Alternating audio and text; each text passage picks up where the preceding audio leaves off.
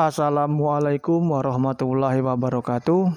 Jumpa kembali di channel YouTube Asri Musdafid. Pada kesempatan kali ini saya akan menjelaskan kebijakan pemerintah Republik Indonesia dalam pengadaan ASN 2021 yang disusun oleh Kementerian Pendayagunaan Aparatur Negara dan Reformasi Birokrasi Republik Indonesia. Baiklah, ada 4 outline yang akan dibahas kali ini. Yang pertama adalah kebijakan pengadaan ASN, mekanisme pengadaan ASN, tim Panselnas 2021, dan progres perencanaan dan pengadaan ASN tahun anggaran 2021. Yang pertama, kondisi ASN saat ini. Berikut komposisi ASN atau PNS di Indonesia. Data terakhir diambil pada tanggal 16 Juli 2020, di mana bisa terlihat sebagian besar PNS itu diisi oleh jabatan pelaksana administrasi sebesar 38% atau sebanyak 1.559.965, disusul oleh jabatan guru pada peringkat kedua, teknis, dan jabatan struktural. Pada rekrutmen CPNS 2014 sampai dengan 2019 telah diadakan rekrutmen terbanyak, yaitu pada tahun 2018 sejumlah 179.576 pegawai. Tapi masih ada mismatch SDM ASN dengan arah pembangunan nasional, yaitu bisa dilihat pada tabel berikut. Untuk di Papua butuhnya bidang perikanan, pertambangan, dan perkebunan, sedangkan persentase jabatan hanya 0,25%, 0,03%, dan 1,63%. Selanjutnya bisa kita lihat arah kebijakan pengadaan ASN untuk RPJM1 rentang tahun 2005 sampai dengan 2009 itu menuju good governance atau pemerintah yang baik. Kemudian 2010 dan 2014 menuju reformasi birokrasi.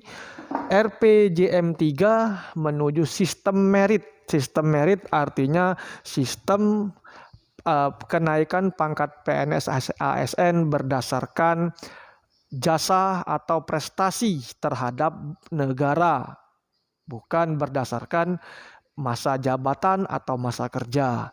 Selanjutnya kita sekarang sedang berada pada RPJM 4 yang ditargetkan selesai pada tahun 2024, yaitu birokrasi berkelas dunia menuju smart ASN yang memiliki integritas, nasionalisme, profesionalisme, wawasan global, IT dan bahasa asing, hospitality, networking, dan entrepreneurship.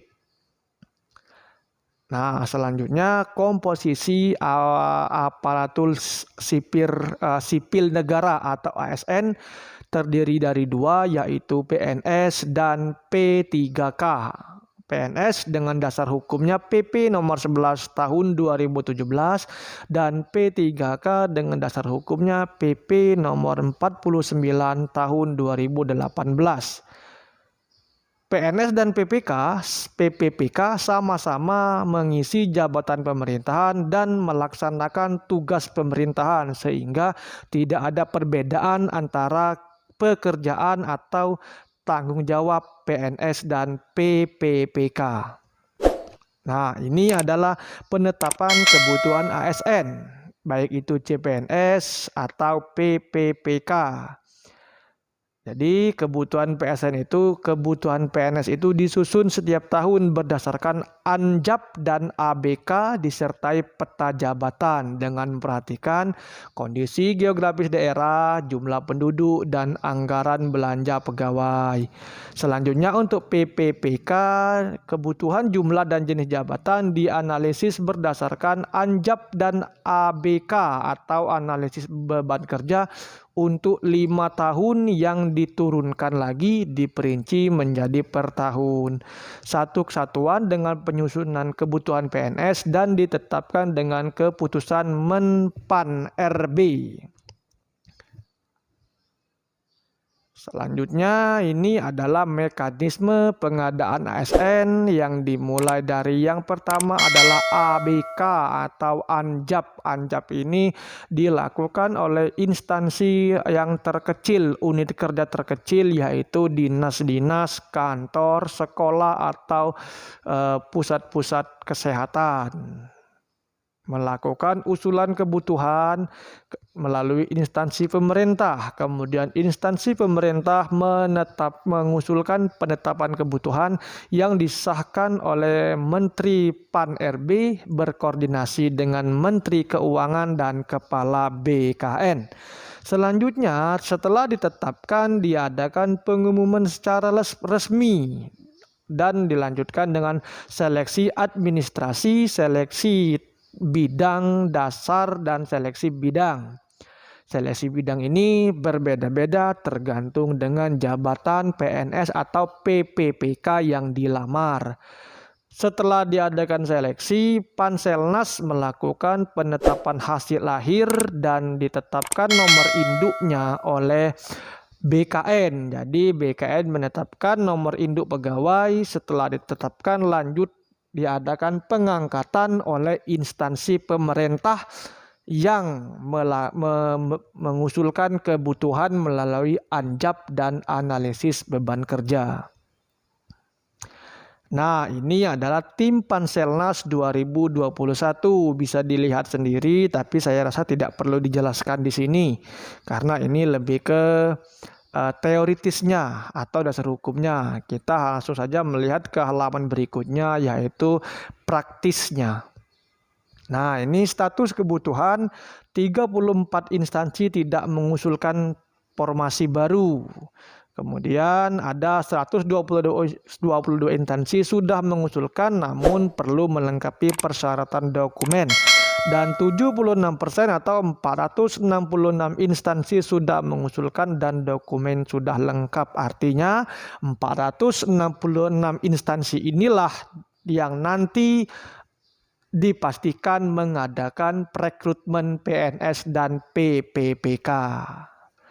Ini adalah rencana penetapan kebutuhan ASN di mana pusat membutuhkan 83.669 formasi, kemudian ditetapkan sebanyak 74.384 formasi, sedangkan daerah membutuhkan sebanyak 1.221.816, namun ditetapkan hanya sebanyak 637.243. Nah, ini yang paling ditunggu-tunggu yaitu rencana jadwal seleksi CASN tahun 2021. Yaitu yang pertama bulan Maret itu adalah penyampaian formasi baik itu sekolah kedinasan, CPNS dan PPPK non guru dan PPPK guru pada bulan Maret 2021, kemudian pendaftaran pada bulan April untuk sekolah kedinasan, sedangkan untuk guru CPNS dan PPK diadakan bulan Mei dan bulan Juni. Siap-siap ya Bapak Ibu dan adik-adik sekalian, bulan Mei dan bulan Juni akan diadakan seleksi CASN pendaftaran PNS tahun 2021. Selanjutnya bulan Juli, Agustus, September, Oktober akan diadakan seleksi untuk PNS ya. Seleksi, sedangkan untuk PPPK Guru, diadakan seleksi tahap 1, pengumuman dan langsung pemberkasan dan penetapan NIP. Seleksi tahap 2 dan pengumuman dan pemberkasan NIP tahap 2. Kemudian pada bulan November, Desember diadakan pengumuman kelulusan dan penetapan NIP untuk CPNS. Dan pada bulan Januari 2022 diadakan pengumuman pemberkasan dan penetapan NIP untuk PPPK Guru. Perlu dicatat bahwa formasi PPPK di sini untuk guru terdapat 3 tahap seleksi.